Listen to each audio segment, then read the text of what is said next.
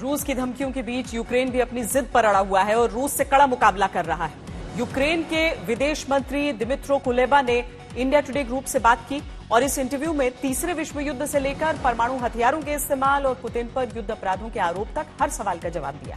इस युद्ध के तनाव भरे दौर में भारत की भूमिका पर भी यूक्रेन के विदेश मंत्री ने कुछ बातें कही हैं। इस इंटरव्यू के हेडलाइन वाले कुछ हाइलाइट्स आपको दिखाते हैं।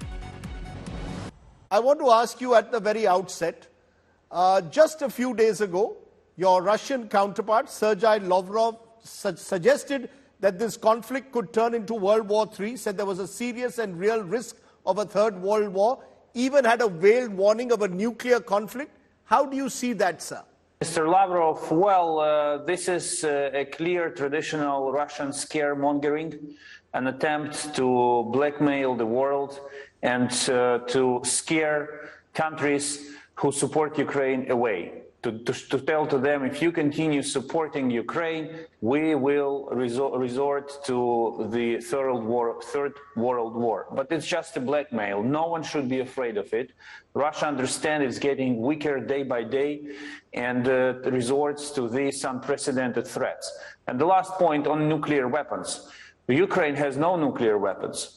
What the West does not intend to use nuclear weapons against Russia. So when Lavrov threatens nuclear war, he literally threatens that Russia will launch the nuclear war. And this will mean an attack on entire humanity. We have to remain united.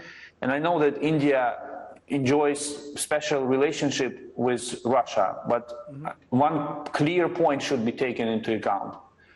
This Russia, the Russia that we are all dealing with, is different from the one India was developing its special relationship with.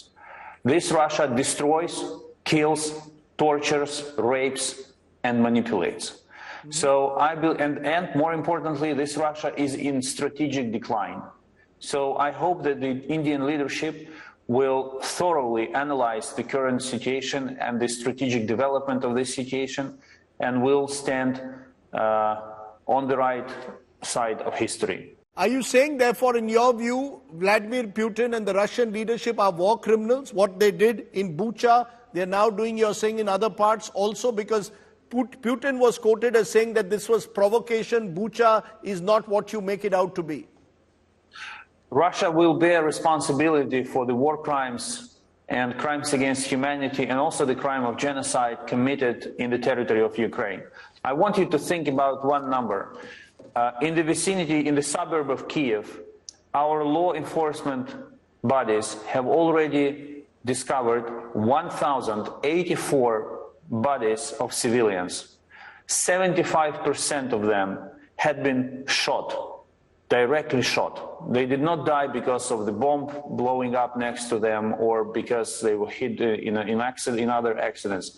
They were deliberately shot by the Russian soldiers. Many, they had their hands tied behind their back and they were shot in the back of their head. So these were deliberate crimes. And we will do our utmost to bring everyone accountable, everyone who was involved in committing these crimes to account. And this involves not only the soldier who actually pulled the trigger, but the entire chain of command.